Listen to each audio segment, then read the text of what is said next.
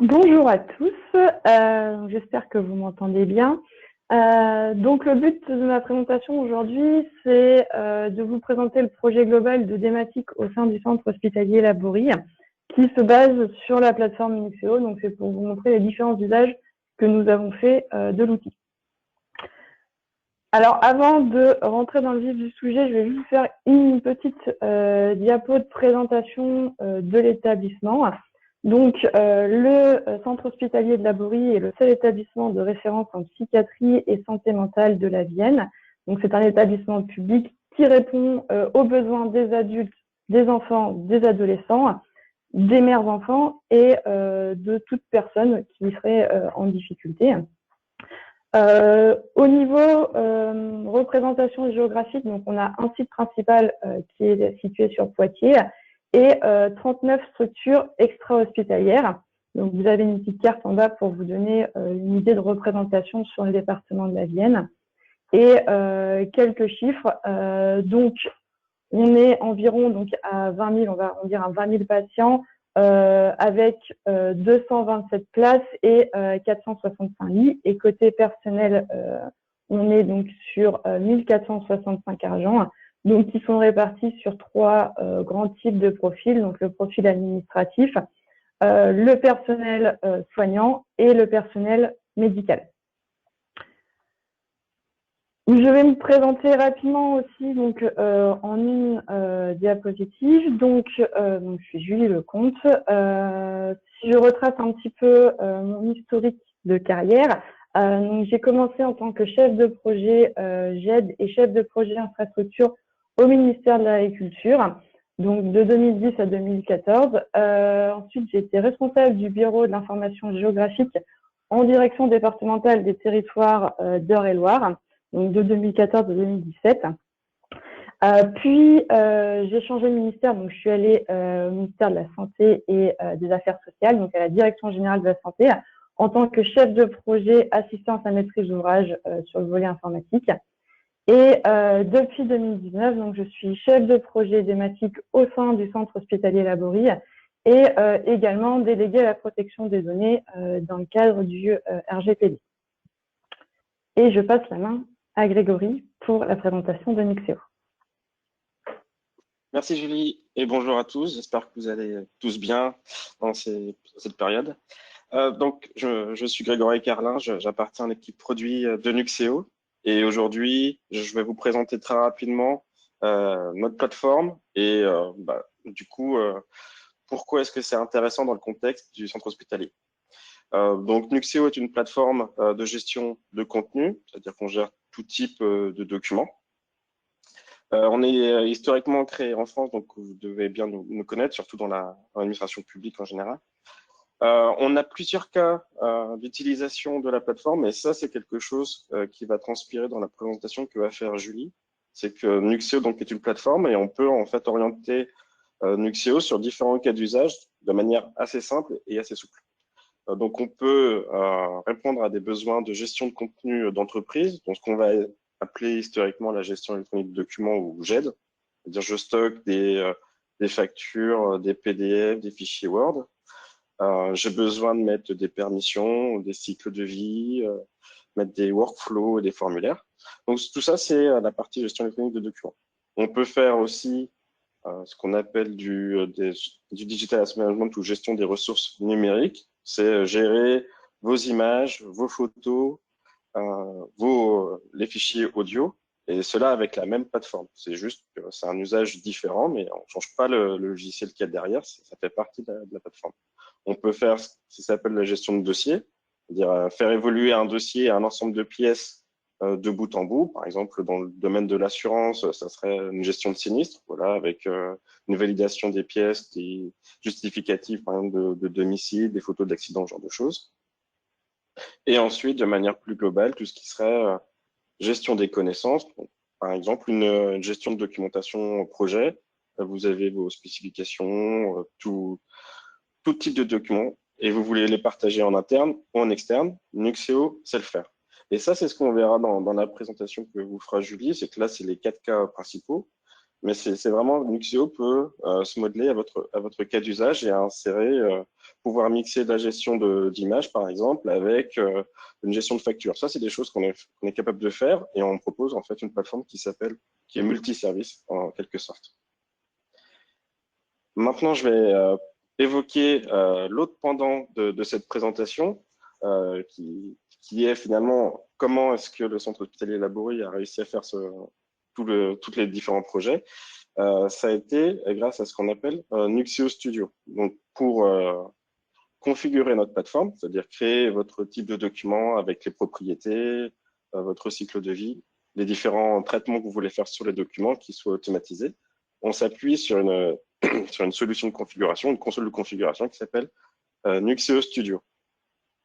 Comme le dit le titre, on fait moins de code pour avoir plus d'impact. Donc, c'est une plateforme qu'on appelle en anglais low code, c'est-à-dire qu'on fait vraiment de la configuration, on fait du glisser-déposer, on a des listes déroulantes, quelque chose qui soit très, très accessible à mettre en place. On n'est pas en train de coder, de faire du XML, du HTML, ce genre de choses plutôt compliquées. On arrive très rapidement à pouvoir déployer des choses sur une instance en mode agile et en mode très rapide. Le retour d'expérience qu'on peut faire dessus, c'est que sur nos clients, par les premiers travaux que l'on fait en début de projet, on peut rapidement modéliser les choses principales et après passer plus de temps sur la modélisation. Donc, c'est vraiment basé sur la modélisation simple et visuelle. C'est très rapide. On fait des cycles de déploiement qui sont très rapides, autant sur du cloud que sur des conteneurs, que sur n'importe où. Donc, comme je l'ai dit, Nuxeo Studio, on peut configurer plusieurs choses. Donc là, vous avez une illustration dans une application qui ferait de la gestion de l'assurance. Je définis mes workflows, mes traitements, mes types de documents, et je le déploie et j'arrive à faire un écran qui soit complètement nouveau, avec un nouveau thème, qui réponde à mon besoin.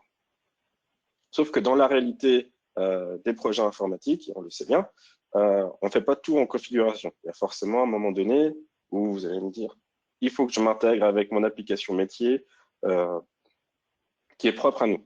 Donc, on doit faire des intégrations un peu poussées. Et donc, ça, c'est ce que permet aussi Nuxeo, c'est qu'on peut marier très simplement cette partie de spécifique avec cette partie de configuration.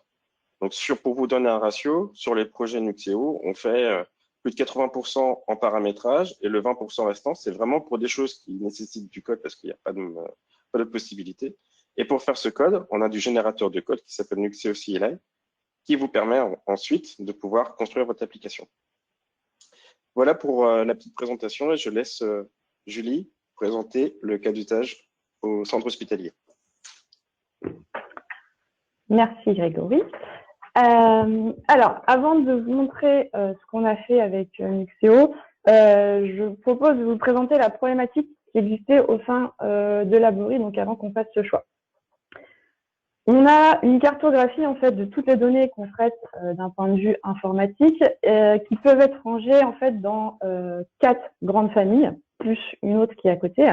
On a le SIRH, donc qui est géré dans un logiciel métier bien dédié. On a un SI Finance, donc qui est dédié à tout ce qui est la gestion financière de l'établissement. Un SI de gestion d'administration, la gestion administrative du patient.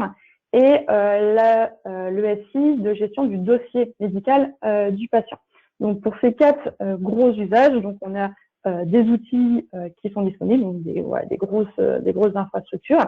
Et puis, à côté, il y a tout le reste. Donc, tout le reste, c'est tous les fichiers bureautiques, les formulaires papier, puisqu'on a quand même un certain nombre de papiers qui continuent encore à traîner dans l'établissement, et puis toutes les petites applications diverses et variées qui ont été créées principalement en général sur le volet administratif, pour aider au travail quotidien et qui ne sont pas pris en compte par ces 4 gros SI.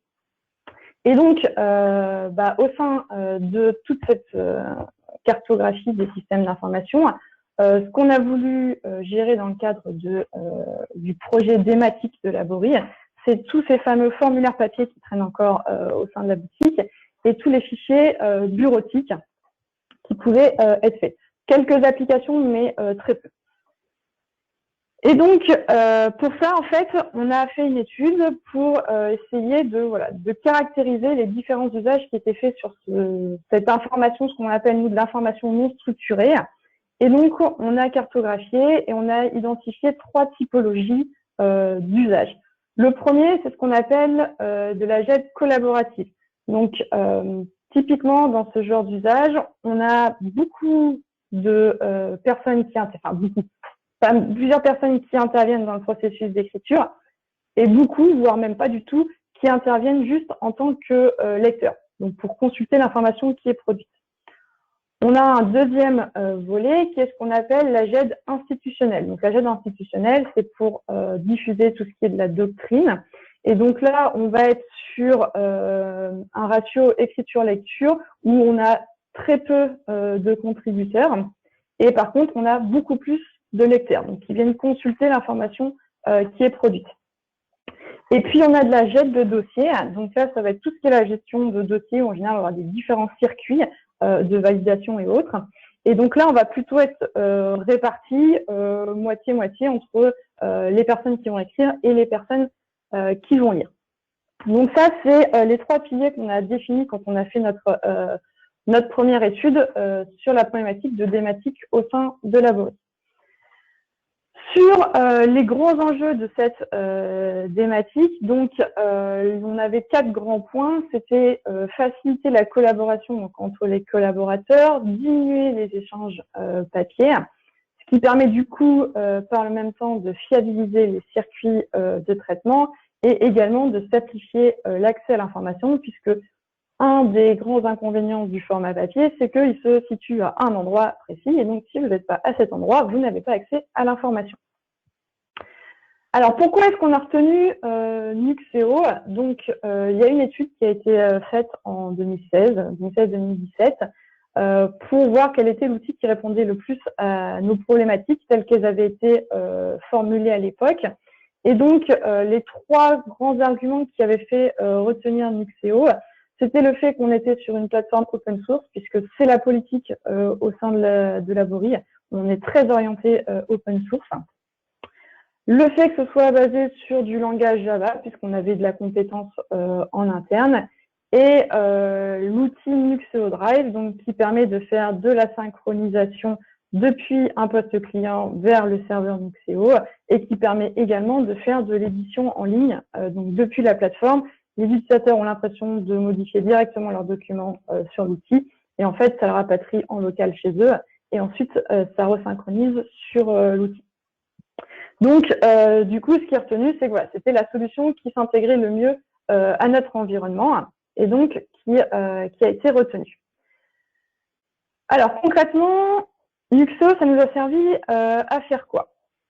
Donc, moi, je suis arrivée j'ai commencé à travailler en tant que prestataire en 2018 pour Laborie, et on a travaillé sur le premier projet, donc qui est le projet Synapse, et qui s'est intégré dans le volet GED institutionnel, donc diffusion de doctrine au sein de l'établissement. Alors, concrètement, qu'est-ce qu'elle fait cette application? Elle permet de diffuser des protocoles, des notes d'information, des notes de service, des procédures, donc des choses qui sont très cadrées, sur lesquelles on va avoir un cycle de vie. Donc en fait, mes documents vont avoir un enchaînement d'étapes, donc ils vont être en rédaction, ils vont entrer en vigueur, ils vont pouvoir devenir caducs, être abrogés par d'autres documents. Et donc tout l'intérêt que nous offrait Nuxeo, donc c'était la gestion de ce cycle de vie. Gestion de ce cycle de vie qui est automatique, c'est-à-dire qu'en fait, mon utilisateur, quand il crée son document institutionnel, il renseigne un certain nombre d'informations, notamment les dates d'application et les éventuelles dates de fin. Et ensuite, c'est la plateforme qui se charge toute seule de faire transiter mon document d'un état à l'autre. Et de la même façon, il me permet de gérer les notions d'abrogation, donc le fait que mon document soit abrogé par un autre document. Donc ça, c'est un mécanisme qui est complètement automatique et transparent pour l'utilisateur. L'autre chose qui nous a été utile sur ce projet, sur les fonctionnalités de Nuxeo, c'est la fonction du template rendering. C'est-à-dire que c'est une fonction qui permet de générer des documents de façon automatique à partir de modèles en allant récupérer des informations, donc des métadonnées sur mes documents. Donc là, vous avez un exemple qui est affiché à l'écran. En fait, tous nos documents dans l'application Synapse commencent par ce qu'on appelle une page de garde qui reprend en fait, qui est normalisée, donc qui est basée sur un template et qui reprend toutes les principales métadonnées que mon utilisateur a saisies dans Nuxeo.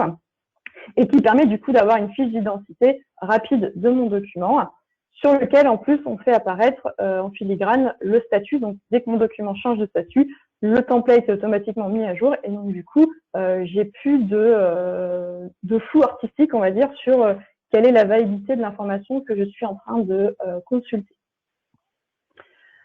Donc, vous avez également, donc là c'est une copie d'écran pour vous montrer la fiche de métadonnées d'un document type institutionnel chez nous. Donc, l'avantage aussi, c'est que mes utilisateurs, quand ils arrivent sur cette interface, ils ont en un seul coup d'œil les principales informations. Donc, ils ont le fichier complet pour pouvoir consulter le contenu du document, donc de la doctrine que j'ai voulu diffuser. Ils ont qui est l'auteur, donc pour pouvoir poser des questions. Ils ont les différentes dates d'application, éventuellement de fin d'application. Quelles sont les personnes qui ont été mises dans la boucle pour les informations. Et puis, je vois aussi apparaître les notions d'abrogation. Donc là, par exemple, sur mon exemple, j'ai un document qui est abrogé, puisque je vois que son état est abrogé, et j'ai le lien pour aller consulter le nouveau document qui le remplace. Donc, du coup, on a une navigation fluide dans la consultation de mes informations. Ça, c'est le premier projet qui fait décliner donc, au sein de Synapse un autre sous-usage, c'est la gestion des appels à candidature. Donc, le principe est simple. Au sein de Laborie, on a des postes qui sont mis à disposition d'infirmiers, de psychologues, de psychothérapeutes, etc. Et donc, on publiait avant les fiches de poste depuis notre intranet. Ce qui nécessitait donc une communication d'une fiche type à notre service com, qu'il mettait sur le WordPress.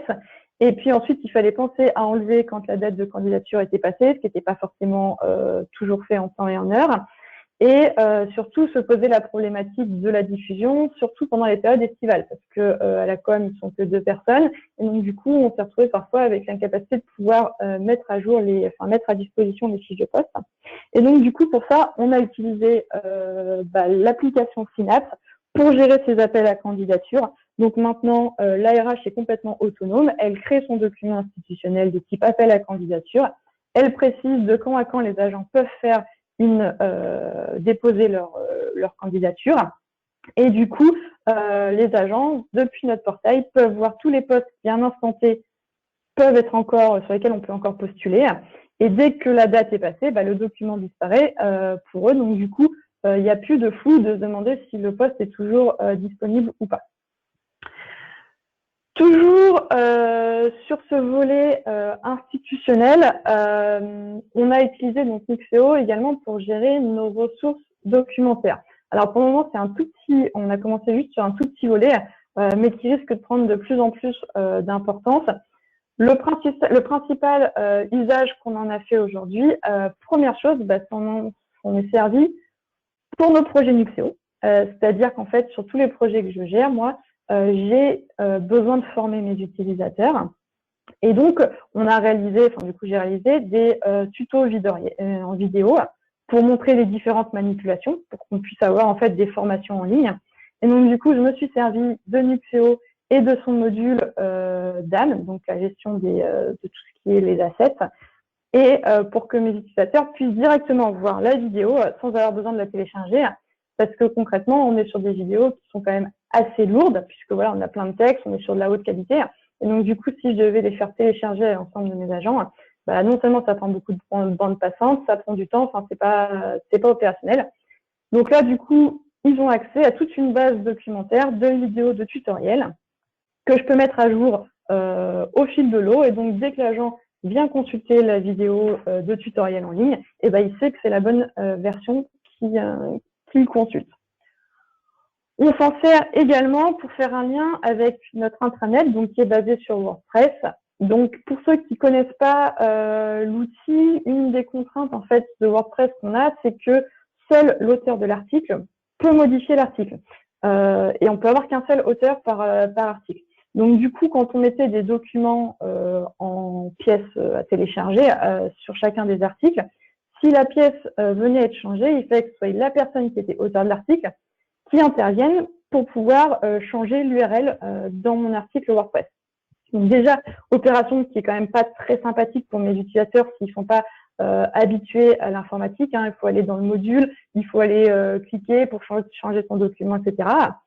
Et surtout, se poser la problématique, justement, quand la personne en question n'est pas là, et la mise à jour, en fait, elle a tombé. Et donc ça, on a réussi à trouver la solution grâce à Nuxeo. On dépose les documents sur la plateforme dans l'espace collaboratif. On récupère le lien qui permet de consulter le contenu de mon fichier en ligne. Et ce lien-là, on vient le mettre comme URL dans mon article WordPress. L'avantage, c'est que du coup, côté Nuxeo, je vais pouvoir modifier mon document autant de fois que je veux, mais l'URL ne change pas. Donc du coup, mes utilisateurs qui vont sur l'article WordPress ont toujours le même lien, mais quand ils cliquent, ils voient la dernière version du document. Et pour le coup, côté Nuxeo, la gestion de droit est quand même beaucoup plus souple. Donc du coup, c'est pas forcément encore plusieurs personnes qui interviennent pour pouvoir mettre à jour le document. Donc ça, c'est un des usages qu'on utilise pour la ressource documentaire. Et le dernier usage qui est en train de se mettre en place là, que j'ai commencé ces dernières semaines, c'est pour gérer aussi toute notre documentation autour du RGPD, puisqu'on a produit un certain nombre de documents, des analyses de risque, des registres, etc. Et donc du coup, je vais me servir de Nuxeo pour pouvoir stocker ma documentation et bénéficier de tout ce qui est le versionning et des outils de publication. Autre usage autour de la GED institutionnelle, c'est la gestion des fiches de garde. Alors, comme vous devez vous en douter, dans un centre hospitalier, on tourne H24 et 7 jours sur 7. Et on a des horaires de bureau type, mais on travaille aussi la nuit, on travaille aussi les week-ends. Et donc, on a des notions de ce qu'on appelle des gardes. Donc, on a plusieurs profils de garde. Hein. On a les gardes du personnel médical, donc des médecins, des gardes des soignants, donc tout ce qui est les infirmiers. On a des gardes au niveau du directeur, donc des gardes administratives, et puis tout ce qui est autour de la maintenance, donc les ouvriers.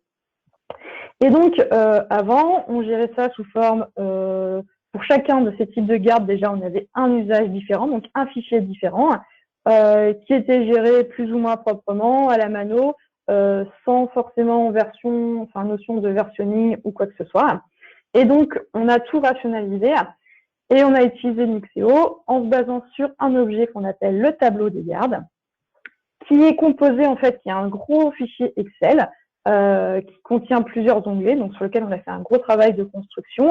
Et du coup, tous les acteurs qui, avant, remplissaient chacun leur petit fichier de leur côté, viennent alimenter ce tableau, donc ce gros fichier Excel, dans un onglet bien particulier, qui permet dans d'autres onglets de générer mes fameux tableaux de garde que je voulais sur différents sujets.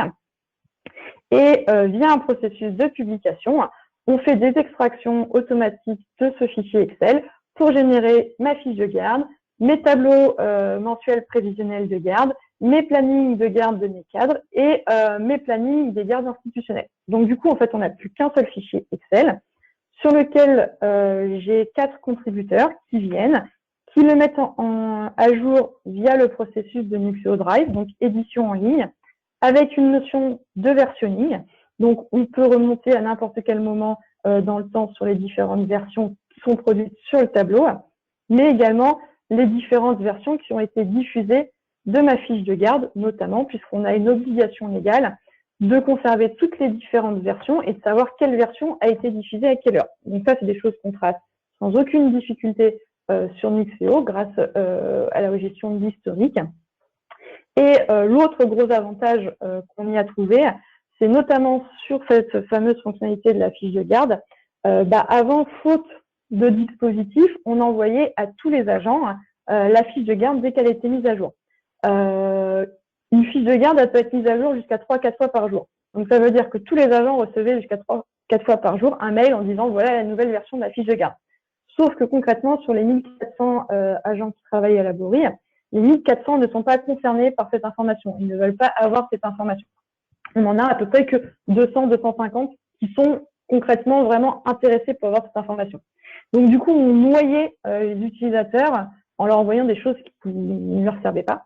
Et donc du coup, on s'est servi de Nuxeo pour justement corriger ce problème en faisant une notion d'abonnement. Donc on peut, si on veut, venir s'abonner pour recevoir par mail la fiche de garde dès qu'elle est mise à jour. Et on a aussi un processus de désabonnement pour pouvoir ne plus la recevoir. Par contre, à n'importe quel moment, elle est consultable par tous les agents depuis notre portail applicatif pour pouvoir venir consulter quelle est la bonne fiche de garde. Donc, du coup, ça nous a permis de mieux cibler notre diffusion parce que trop d'infos tue l'info. Ensuite, on a tout un volet autour de la gestion de dossiers. Donc, sur cette gestion de dossiers, on a géré ce qu'on appelle notre application ESDPM, qui en fait est une gestion du temps de travail pour les médecins. Donc, côté administratif et personnel soignant, on a déjà une application qui existait dans notre SIRH, mais les médecins sont un profil très très particulier et donc du coup n'étaient pas entrés dans le dispositif. Et donc, on était sur une gestion manuelle des demandes d'absence. Donc, on avait un petit formulaire en disant je veux prendre des congés, des RTT. Du coup, j'avais tant de jours avant, ça m'en fait tant à la sortie. Donc, tout ça en gestion manuelle, donc avec tous les risques que ça comporte. Et donc, on a utilisé Nuxeo pour faire cette application qui nous a permis d'aller beaucoup plus loin que le besoin initial exprimé. Donc, maintenant, chaque médecin a sa fiche agent qui existe, sur lequel il a tout le bilan de ses compteurs. Donc, combien est-ce qu'il a le droit de jours par an, combien est-ce qu'il lui en reste, combien il en a en prévisionnel, c'est-à-dire modulo les demandes qu'il a en cours. Il voit toutes ces demandes qui sont classées par statut, celles qui sont en cours de validation, celles qui ont été validées, celles qui ont été annulées, celles qui ont été rejetées. On gère également ce qu'on appelle leur tableau de service, c'est-à-dire que chaque médecin doit dire voilà ma semaine type de travail, et chaque mois doit dire voilà ce que j'ai fait, où j'étais tel jour, tel jour. Et donc, du coup, on l'a intégré. On a géré également ce qu'on appelle le compte épargne-temps, donc les reliquats de congés qui sont non consommés, les demandes de formation et la gestion des astreintes, puisque voilà, un médecin peut être d'astreinte, et donc du coup, il fait ses déclarations d'astreinte, soit pour les récupérer, soit pour se les faire payer, rémunérer. Et puis, on a géré aussi la notion de remplaçant. Donc, je vois quelles sont les demandes sur lesquelles j'ai accepté d'être remplaçant. Donc, ça évite de faire une demande d'absence sur le même créneau. Je vois également toutes mes tâches de validation sur lesquelles je dois intervenir.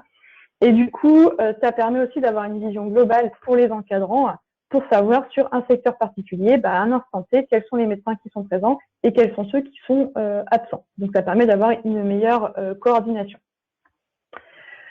Et donc, du coup, le plus pour mes encadrants, c'est que maintenant, ils peuvent, via une seule interface, dire, voilà, je veux de telle date à telle date savoir qui sera pas là. Et donc, ils ont l'information qui apparaît. Avant, c'était tout simplement impossible. L'autre avantage, c'est qu'on est sur un outil dématérialisé. Et donc, ça a fait ses preuves, notamment lors du Covid, puisqu'avant, on était sur une gestion papier. Donc, il fallait que l'encadrant vienne signer le bon de demande d'absence. Et si il n'était pas au bureau, il peut pas signer le bon de demande d'absence. Là, on est sur une application Internet. Donc, en fait, on a beaucoup d'encadrants qui font la consultation quand ils sont en dehors de la bourrie pour pouvoir valider les demandes de congé des médecins qui les encadrent. En lien, on a fait quelque chose qui se ressemble énormément en termes de dispositifs sur les absences syndicales. Donc, c'est exactement le même principe. Quand on fait une demande d'absence pour raison syndicale, ça suit aussi un certain nombre de process, donc qui se basent sur le fonctionnement de SDPM. Dans le cadre justement du Covid, il a fallu qu'on aille très vite pour prendre en compte ce qu'on appelle la mise en télétravail. Alors, pas le fait de mettre un agent en télétravail, mais c'était le fait de pouvoir dire tel agent est apte, peut être mis en télétravail pour qu'ensuite, côté informatique, on puisse gérer tout ce qui est l'équipement informatique. Donc, est-ce qu'il faut mettre à disposition des portables? Quels sont les droits d'accès qu'il faut mettre, puisqu'on a différentes granularités d'accès. Et donc, du coup, ça a permis d'avoir une traçabilité complète de tous les agents qui étaient potentiellement mis en télétravail, sous quel profil. Et donc, du coup, quand on est revenu à la normale, ça a permis de savoir quels étaient les agents à qui on avait prêté des ordinateurs, quels étaient les droits d'accès qu'on avait ouverts, etc., pour pouvoir revenir d'un point de vue sécurité à une situation telle que c'était avant le Covid. Donc, on a eu comme ça une traçabilité complète. Toujours sur de la gestion de dossier, on s'en est servi pour gérer les marchés et les conventions. Donc, c'est deux choses qui se ressemblent énormément en termes d'usage. C'est deux objets différents mais qui se ressemblent. Et donc là, en fait, le principe, c'est que mon utilisateur va saisir sa fiche de métadonnées complète en renseignant toutes les dates et on va gérer automatiquement le cycle de vie de ma convention ou de mon marché en fonction de ces dates. Alors, je hop, je vous montre. Donc, le principe, donc là, je suis partie sur les marchés, c'est la même chose sur mes conventions. Il peut être signé, applicable, renouvelé, terminé ou à renouveler. Et donc, ce qu'on a géré, c'est, alors, hop, je vais aller, je vous mets directement tout. On a géré en fonction des cas, donc si on faisait de la reconduction tacite, si on faisait de la résiliation, etc. On a géré les états en fonction des dates clés, donc les dates de résiliation, les dates de fin, les dates de reconduction. Et pour la reconduction tacite, la notion de reconduction max. Donc ça, c'est un travail qui est très fastidieux à gérer au quotidien quand on gère la main. Le suivi de mes marchés ou de mes conventions, savoir ce qu'il faut que je m'occupe à gérer en termes de renouvellement, ce qui arrive bientôt à échéance, ce qui aurait dû être à échéance, mais en fait, on est en retard. Enfin, voilà, c'était vraiment le gros problème qu'on avait.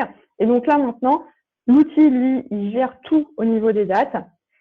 On a toute une fiche des métadonnées qui reprend toutes mes principales informations. Donc, c'est pareil, plutôt que de lire dans un document qui fait 30 pages pour aller chercher les informations, ici, elles sont récapitulées sous forme d'une seule page. Donc, j'ai tout le descriptif qui me permet de savoir ça fait quoi, c'est quoi les dates clés, c'est qui mes partenaires, etc. Et ensuite, on s'est servi du statut pour pouvoir faire des tableaux de bord de ceux qui gèrent les conventions et les marchés, pour dire, bah voilà ceux qui sont en cours, ceux qui vont bientôt venir à renouvellement, ceux qui auraient dû être renouvelés, etc. Donc, ça permet du coup d'avoir un véritable outil de suivi avec la notion de pouvoir gérer aussi des relances. Donc, les utilisateurs peuvent dire, je veux relancer telle et telle personne tant de mois avant la fin. Et donc, du coup, ça envoie des mails automatiquement. Et donc, ça simplifie énormément le suivi de ces deux types de documents. On a également géré les demandes de sortie et séjours thérapeutiques, puisque les patients ont la possibilité de faire des séjours ou des sorties dans le cadre de leur traitement thérapeutique, qui sont soumis à des validations, alors validation de la part du médecin, mais on a également des personnes qui sont dépendantes financièrement, donc ce qu'on appelle son sous tutelle, donc on a besoin d'avoir la confirmation de la personne qui est en charge de la tutelle que c'est accepté, etc.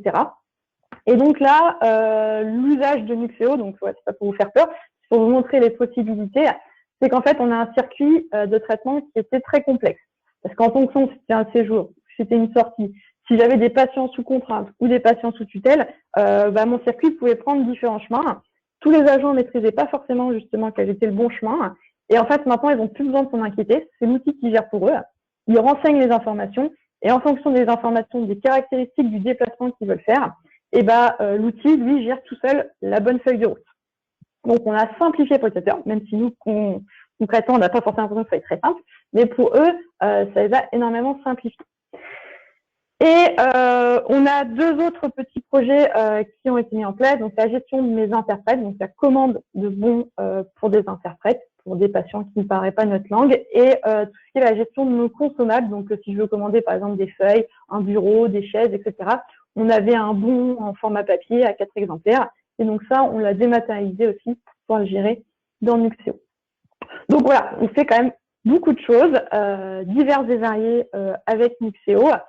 Et donc, sans entrer vraiment dans le détail, de toute façon, vous aurez le support, mais on utilise à chaque fois un volet bien particulier de Nuxeo sur lequel on a vraiment une plus-value importante. Alors, pour moi, quand j'ai fait ma cartographie, j'ai identifié 5 grandes plus-values. La partie saisie des métadonnées. Donc, j'ai des projets où le fait de bien saisir mes métadonnées, ça me permet du coup de faire un certain nombre de traitements automatiques très puissants. Donc, c'est mes conventions et mes marchés. La gestion du fameux template rendering, donc pour pouvoir faire des documents préformatés qui vont chercher de façon dynamique mes métadonnées. Le circuit de validation, donc le workflow. Donc là, c'est quasiment le gros point fort de toutes mes applications de gestion de dossiers. Sur certains projets, on a un fort besoin de suivi et de traçabilité parce que c'est pour des raisons légales. Et des fonctionnalités très fines au niveau de la diffusion, donc qui nous permettent de mieux cibler nos personnes et de pouvoir être sûr qu'on a bien adressé à qui de droit les informations. Donc, en fonction de mes projets, j'utilise plus ou plus telle fonctionnalité de Nuxeo et j'en ai deux qui utilisent la fonctionnalité du Nuxeo Drive. Alors concrètement, je vous dis qu'on a choisi Nuxeo parce que c'était ce qui intéressait le mieux avec notre système d'information actuel. Concrètement, quel est son lien avec les autres SI?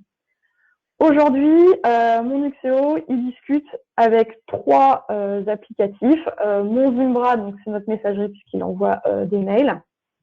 Notre intranet, notre portail intranet qui va venir récupérer des informations dans Nuxeo pour les afficher aux utilisateurs. Et le WordPress, je vous ai présenté le cas d'usage tout à l'heure. Ça, c'est aujourd'hui. Demain, on souhaite aller plus loin en faisant une connexion avec notre SIRH pour aller récupérer des informations RH et avec notre SI qui permet la gestion administrative du patient. Et on va également étudier donc le fait d'utiliser le module DocaPost, donc c'est l'envoi de courrier dématérialisé via l'API de la Poste pour qu'on ait pu en fait la mise sous pli chez nous, mais que ça parte directement via API à la Poste qui se charge de l'impression et de l'envoi. Alors concrètement, juste une diapo pour vous donner un petit focus technique et après je passe sur la conclusion. Donc on est actuellement sur une LTS 2019 sur du Postgre. Donc on utilise la partie Elasticsearch, mais en fait concrètement dans nos usages quotidiens on n'utilise pas Elasticsearch, mais bon il est embarqué. Sur une interface JSF, au niveau des développements, donc on est tout sur Studio. Donc tout ce que je vous ai montré a été complètement fait sur Studio. La seule chose qu'on a utilisée c'est à côté, c'est les connecteurs. Alors, on n'en a quasiment pas. Donc, c'est le lien pour notre portail. Pour Zimbra, j'ai oublié de vous dire, mais en fait, les médecins, quand ils font leur demande dans Nuxeo, ça va créer sur leur agenda Zimbra les événements. Donc, voilà, on est venu écrire des objets dans les agendas Zimbra. On a mis des contributions XML. Et on a fait de l'ajout de widgets basés sur l'existant, mais tout ça est intégré dans mon studio. Donc, j'ai pas de développement Java qui se balade à côté. Alors, concrètement, quels sont les avantages pour côté métier? Alors, tout ce qui est lié forcément à la dématérialisation, c'est-à-dire la sécurisation de mes processus, la traçabilité, l'accessibilité, l'efficience. Ce qui est lié au fait qu'on utilise la plateforme Nuxeo, c'est qu'on a une rapidité de développement qui est assez impressionnante, une rapidité et une facilité d'ajustement qui est aussi très appréciable pour le métier et les fonctionnalités autour du circuit de validation qui s'adaptent complètement au fonctionnement organisationnel qui a été défini. C'est-à-dire qu'aujourd'hui, moi, j'ai eu aucun cas d'usage où j'ai été obligée de dire à mes utilisateurs, à mes métiers, non, je ne peux pas le faire, ce circuit-là, parce que Nuxeo ne sait pas le faire. Je n'ai pas rencontré ce cas. De mon côté, donc côté DSI, l'avantage du Nuxeo, c'est le multi-usage. Donc ça permet, vous avez vu en fait, je fais un panel qui est quand même assez varié d'applications, mais tout ça sur le même outil. Donc du coup, j'ai une uniformisation de mes interfaces. Donc ça, c'est très important pour moi, notamment pour ma gestion de projet, puisque mes utilisateurs, je les retrouve d'un projet à un autre. Et donc en termes de gestion du changement et formation, ça simplifie énormément le travail puisque la première fois, ils ont une grosse formation pour expliquer le concept, mais les autres fois, en fait, ils s'adaptent juste au volet métier, mais côté interface, ils sont plus surpris parce qu'ils sont habitués à l'utiliser, donc ils savent où se trouvent les boutons, etc. Ça me permet aussi du coup d'avoir une uniformisation dans ma gestion de projet, c'est toujours la même chose, toujours le même schéma de gestion de projet. C'est également toujours la même compétence qui est nécessaire, le même langage qu'on utilise, que ce soit d'un point de vue technique ou même d'un point de vue métier. C'est-à-dire que maintenant, quand je vais voir mes métiers, quand je leur parle de documents, de cycle de vie, de versionning, etc., ça leur parle parce que c'est toujours le même langage. Et on a aussi une uniformisation au niveau de l'infrastructure. C'est aussi très appréciable. Et par contre, moi, donc, qui suis en charge de la partie développement, la grosse puissance, c'est justement Studio, qui permet de faire des applications qui sont juste très rapides. Donc, on a une rapidité de développement que je n'ai jamais vue, moi, à titre personnel ailleurs. Sur tous les projets que je vous ai montrés, j'ai été à chaque fois en mesure de fournir un démonstrateur opérationnel à mes maîtrises d'ouvrage pour moins d'une semaine de travail. Et même pour la majorité, on est sur moins de 2 jours de travail. Donc, c'est juste assez hallucinant. Et ça permet aussi, du coup, une rapidité et une facilité d'ajustement. Puisque voilà, on me dit, je veux plus tel champ, mais je veux plutôt que ça s'appelle comme ça. Je vais sur mon interface, je change, je pousse aussitôt le développement. Et du coup, ça me permet une agilité qui est super importante et qui me permet du coup d'avoir l'adhésion de mes métiers. Parce que ils demandent quelque chose et le lendemain ou 2 jours après, ils ont ce qu'ils vont demander. Si c'est un peu plus compliqué, ça prendra 1 semaine ou 2 semaines, mais ils ont une rapidité qu'ils n'ont pas sur les autres applications qu'on gère au sein de la boîte. Et petite diapo de fin donc pour vous présenter le bilan. Donc après 2 ans, puisque je ne sais plus si je l'ai dit, mais concrètement, tout ce que je vous ai montré là, moi, je suis arrivée à Laborie donc, en 2019, donc j'étais en tant qu'intervenante en 2018 pour travailler sur Synapse. Tous les projets que je viens de vous présenter, en fait, on les a fait sur 2019 et là, un petit bout de 2020. Donc, en 2 ans d'utilisation, on a mis en place 12 projets, dont 8 qui sont en production. Les 4 autres qui sont pas en production, c'est parce que c'est mes métiers qui n'ont pas le temps de s'en occuper pour faire le lancement, mais ils sont prêts d'un point de vue technique.